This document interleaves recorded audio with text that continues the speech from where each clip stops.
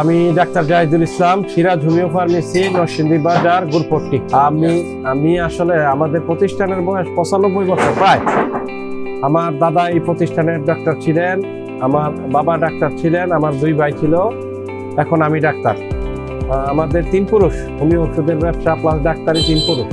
ওষুধের আসলে হার্বাল মেডের যে ওষুধ বর্তমানে আছে এগুলার কোয়ালিটি এবং মান অনেক ভালো আছে। আমরা ব্যবহার করতেছি, রুগীদের বেলায় ভালোই রেজাল্ট পাচ্ছি।